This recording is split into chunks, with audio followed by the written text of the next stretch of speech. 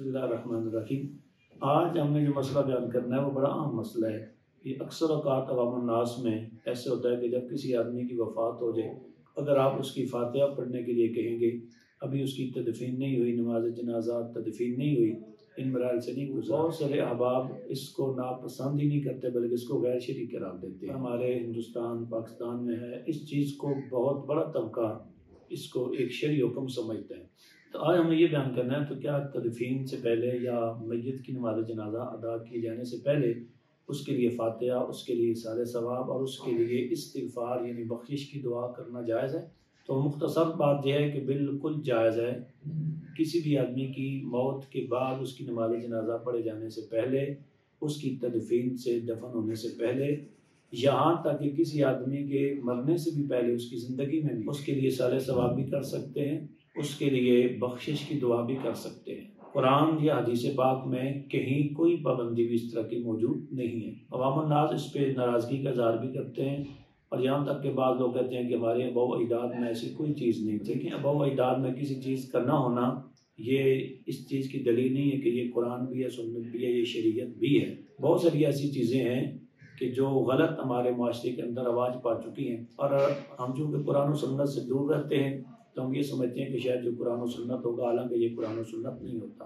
تو میں کرتا چلوں کہ کسی آدمی کی زندگی میں بھی ہم اس کے لیے حج کرنے جاتے ہیں تو ہم اس کی طرف سے حج کر سکتے ہیں۔ جیسے حج بدل ہوتا ہے، ایک آدمی حج کے لیے نہیں جا سکتا تو دوسرے کو حج کرا دیتا ہے۔ اس طرح ایک آدمی عمرہ کرنے کے لیے جاتا ہے تو وہ کسی زندہ یا فوت شدہ کی طرف سے عمرہ کر لیتا ہے تو یہ بھی اس کے لیے ایک ایصال ثواب ہے کہ عمرے کا ثواب، حج کا ثواب اس کو پہنچ گیا۔ اس طرح مسلم شریف کے اندر اس کے مقدمہ میں آتا ہے، آقا علیہ السلام نے فرمایا ان من البر بعد البر ان تصلی علیہما مع صلاتک وان تصوم علیہما مع صومک وان تتصدق علیہما مع صدقتک، کہ ایک نیکی کے بعد دوسری نیکی یہ ہے کہ تو اپنے والدین کے لیے اپنی نماز کے ساتھ نماز بھی پڑھ، اپنے صدقہ کے ساتھ صدقہ بھی کر، اپنے روزے کے ساتھ روزہ بھی رکھ۔ اب اس میں کوئی قید نہیں ہے، حدیث پاک میں بالکل عموم ہے کہ آپ نے کوئی نہیں فرمایا کہ والدین زندہ ہیں تو ان کے لیے نماز پڑھو اور ثواب ان کو پہنچو، روزہ رکھو ثواب ان کو پہنچو، صدقہ کر کے ثواب ان کو پہنچو، یا فوت چکے ہیں پھر ان کے لیے کرو، یا فوت ہو چکے ہیں ابھی دفن ہو چکے ہیں تو پھر کرو، دفن نہیں ہوئے تو پھر نہ کرو۔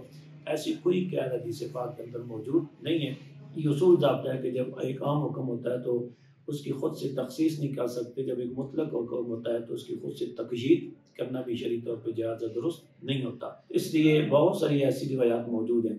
آپ خود قرآن پاک کے اندر دیکھیں تو سورہ شورى کی آیت نمبر 5، اس میں تکاد السماوات یتفطرن من فوقہن والملائکۃ یسبحون بحمد ربہم ویستغفرون لمن فی الارض، قریب ہے کہ آسمان پھٹ کے نیچے گر جائیں، لیکن فرشتے اپنے رب کی حمد بھی بیان کرتے ہیں اور ساتھ وہ زمین والوں کے لیے بخشش کی دعا بھی کرتے ہیں۔ اب زمین میں جو لوگ ہیں ان کی بخشش کی دعا کرتے ہیں تو یہ زندہ ہی لوگ ہیں، فرشتے جن کی بخشش کی دعا کر رہے ہیں۔ اس طرح سورہ مومن کی آیت نمبر 7 میں ان فرشتوں کا ذکر ہے کہ جنہوں نے عرش کو اٹھائے رکھا ہے اور جو عرش کا طواف کرتے ہیں۔ الذین یحملون العرش ومن حولہ یسبحون بحمد ربہم ویستغفرون ویؤمنون بہ ویستغفرون للذین آمنوا، وہ فرشتے جنہوں نے عرش کو اٹھایا ہوا ہے اور وہ فرشتے جو عرش کے گرد طواف کرتے رہتے ہیں، وہ اپنے رب کی حمد کے ساتھ تسبیح پڑھتے ہیں، اپنے رب پر اپنے ایمان کا اظہار کرتے ہیں۔ اور تیسرا یستغفرون للذین آمنوا، وہ ایمان والوں کے لیے بخشش کی دعا کرتے ہیں۔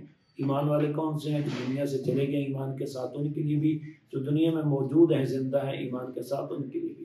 تو یہ آیات تو بتاتی ہیں کہ اسی طرح اور بہت ساری آیات جن کی عموم سے، جن کے اطلاق سے پتہ چلتا ہے کہ زندہ ایمان والوں کے لیے بھی بخشش کی دعا کی جا سکتی ہے اور فوت شدہ کے لیے بھی بخشش کی دعا کی جا سکتی ہے۔ یوں احادیث کے اندر سے بھی پتہ چلتا ہے کہ زندہ آدمی کے لیے بھی، اس طرح نبی پاک صلی اللہ علیہ وسلم قربانی کیا کرتے تھے تو آپ 2 قربانیاں کرتے تھے۔ آپ سے عرض کی گئی یا رسول اللہ 2 قربانیوں کی کیا مقصد؟ آپ فرماتے تھے ایک میری طرف سے اور ایک میری امت کے افراد کی طرف سے جنہوں نے قربانی نہیں کی۔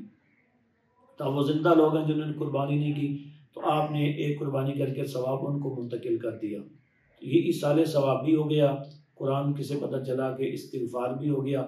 تو فاتحہ ایسی چیز کا نام ہوتا ہے کہ فاتحہ میں کچھ پڑھ کے ایصال ثواب کیا جاتا ہے اور دوسرا بخشش کی دعا کی جاتی ہے۔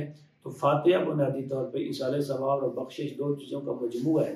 تو قرآن اور حدیث میں بالکل واضح طور پہ یہ چیز پتہ چلتی ہے کہ کسی آدمی کی زندگی میں بھی اس کے لیے فاتحہ پڑھی جا سکتی ہے، یعنی اس کے لیے ایصال ثواب کیا جا سکتا ہے، استغفار کی جا سکتی ہے، اس کے مرنے کے بعد اس کی نماز جنازہ کی ادائیگی اور اس کی تدفین سے پہلے بھی اس کی فاتحہ پڑھی جا سکتی ہے، بخشش کی دعا ایصال ثواب کیا جا سکتا ہے، اور اس کی تدفین کے بعد بھی کیا جا سکتا ہے۔